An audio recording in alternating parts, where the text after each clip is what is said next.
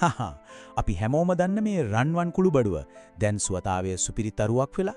හැබැයි ඒකේ සැබෑ බලය පිටිපස්සේ තියෙන විද්‍යාව ගැන, ඒ වගේම ඒකෙන් උපරිම ප්‍රයෝජන ගන්න විදිය ගැන අපි ඇත්තටම කොච්චරක් දන්නවද? ඉතින් අපි අද මේ රහස හෙළිදරව් කරබමු. දිනපතා කහගත්තොත් සහිරියට මොකද වෙන්නේ? මේක හරිම සරල ප්‍රශ්නයක් වගේ පේනුනට ඒකට තියෙන උත්තරේ පුදුම හිතෙන තරම් සංකීර්ණයි. අපි ඒක හරියටම තේරුම් ගන්නයි මේ යන්නේ. කහ හැමත් නැත්නම් විද්‍යාත්මකව කියනවනම් කොක්යුමල් ලොංගා ඉඟුරු පවුලටම අයිති ශාකයක්. හැබැයි ඒකේ නියම සුපිරි බලය තියෙන්නේ කොක්යුමින් කියන සංයෝගයේ ඇතුලේ. මෙන්න මේ තමයි අපේ කතාවේ නියම වීරය. හරි එහෙනම් මොකද්ද මේ කර්කියුමින් වල තියෙන සුපිරි බලය?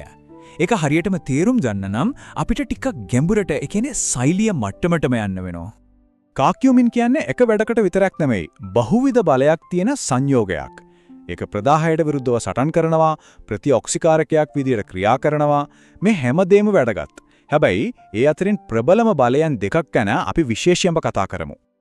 මෙන්න ඇත්තටම සිත් ගන්නාසුළු කාරණේ. කර්කියුමින් කරන්නේ නිකම්ම රෝග ලක්ෂණ යටපත් කරන එක නෙවෙයි. ඒ වෙනුවට ශරීරයේ ප්‍රදාහය අවුලුවන ප්‍රධාන ස්විච්චය වගේ ක්‍රියා කරන NF-κB කියන අණුව ඉලක්ක කරලා ඒක අක්‍රිය කරනවා. ඒ කියන්නේ මේක හරියට ලෙඩේක මුලටම ගිහින් ඒකට විසඳුමක් දෙනවා වගේ වැඩක්. ඒ විතරක් නෙවෙයි, කර්කියුමින් කියන්නේ හරිම ප්‍රබල ප්‍රතිඔක්සිකාරකයක්. ඒ කියන්නේ අපේ සෛලවලට හානි කරන නිදහස් මුක්ත කණ්ඩක කියන අස්ථායි අණු උදාසීන කරනවා. ඊටත් එහා ගිහින් ශරීරයේම තියෙන ස්වභාවික ආරක්ෂක පද්ධතිය, ඒ කියන්නේ ප්‍රතිඔක්සිකාරක එන්සයිම් පවා ක්‍රියාත්මක කරන්න මේකට පුරුවන්. හැබැයි මෙච්චර හොඳ දේවල් තිබුණත් මේ සුපිරි සංයෝගයත් ලොකු දුර්වලතාවයක් තියෙනවා. මෙන්න මේක තමයි කතාවේ අනපේක්ෂිතම හැරවුණු ලක්ෂය. මෙන්න තමයි තීරණාත්මකම ගැටලුව. අපි කහ කොච්චර ගත්තත් අපේ ශරීරයට ඒකේ තියෙන වටිනාම දේ, ඒ කියන්නේ කර්කියුමින් හරියට අවශෝෂණය කරගන්න බෑ. ඒක ශරීරයට ඇතුළු වෙන්නත් කලින් අපේ අක්මාව සහ බඩවැල් වලින් හරිම වේගයෙන් බිඳ දාලා ඉවත් කරලා දානවා. එතකොට මොකද්ද මේකේ තේරුම? කහගණ කියන මේ ඔක්කොම කතා නිකම් ප්‍රචාරයක් විතරද?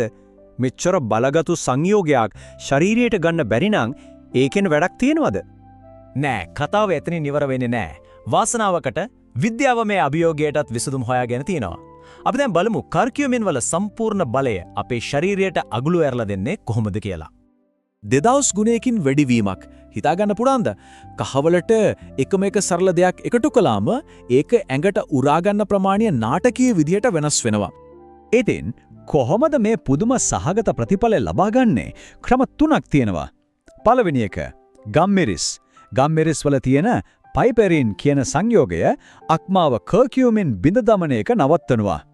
දෙවැනි එක සෞඛ්‍ය සම්පන්න මේද. කර්කියුමින් මේදේ දිය වෙන නිසා පොල් තෙල්, ඔලිව් තෙල් වගේ දෙයක් එක්ක ගන්නකොට අවශෝෂණය වැඩි වෙනවා. තුන්වෙනි එක තමයි නවීන අතිරේක. විද්‍යාවෙන්ම අවශෝෂණය වැඩි වෙන විදියට සකස් කරපු විශේෂ සූත්‍ර. මේ වගුව බැලුවම පේනවා විද්‍යාඥයන් මේ ගැටලුව විසඳන්න කොච්චර උත්සාහ කරනවද කියලා. ගම්මිරිස් වගේ සරල දෙයක ඉඳන් නැනෝ තාක්ෂණය වගේ දියුණු ක්‍රම දක්වා කර්කියුමින් වල බලය අපේ ශරීරයට සම්පූර්ණයෙන්ම ලබා දෙන්න දැන් ක්‍රම තියෙනවා. හරි, දැන් අපි මේ විද්‍යාව ප්‍රායෝගිකව පාවිච්චි කරමු. එදිනෙදා ජීවිතයේදී කහවලින් උපරිම ප්‍රයෝජන ගන්න කොහොමද? ඒ වගේම අපි සැලකිලිමත් වෙන්න ඕන දේවල් මොනවද? ගොඩක් දෙනෙක්ට තියෙන ප්‍රශ්නයක් තමයි අමු කහද හොඳ, කහ කුඩුද හොඳ කියන එක. ඇත්තටම අමු කහවල ජලය අධික නිසා කර්කියුමින් ප්‍රතිශතය අඩුයි. ඒ විතරක් නෙවෙයි, ඒ ටිකත් ශාක සෛල ඇතුලේ හිර වෙලා තියෙන්නේ. හැබැයි කහ කුඩු කරනකොට ඒ සෛල බිත්ති කැඩෙන නිසා කර්කියුමින් පහසුවෙන්ම අපේ ශරීරයට ලබා ගන්න පුළුවන් වෙනවා. ඒ නිසා කහ කුඩු තමයි වඩාත් ප්‍රබල. කහවල ප්‍රයෝජන ගැන තියෙන ප්‍රබලම සාක්ෂි වලින් එකක් තමයි සන්ධි වේදනාව. විශේෂයෙන්ම ආතරයිටිස්.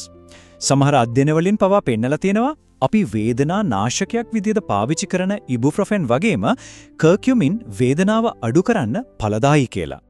හැබැයි ඕනෑම ප්‍රබල දෙයක් වගේම කහ භාවිතා කරනකොටත් අපි දැනුවත් වෙන්න ඕන කරුණු කිහිපයක් තියෙනවා. මොකද ආරක්ෂාව තමයි හැම වෙලේම පළමු තැන.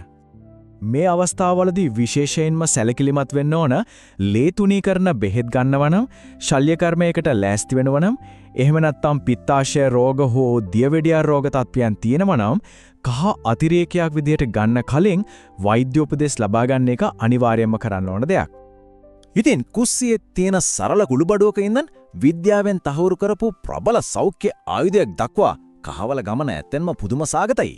සමහර විට වඩා හොඳ සෞඛ්‍යයකට යතුරු අපි හිතනවටත් වඩා ළඟ අපේ කුළුබඩු රාක්කයේම සැඟවිලා තියෙනව වෙන්න බැරිද? ඒ ගැන හිතන්න මේක හොඳ අවස්ථාවක්.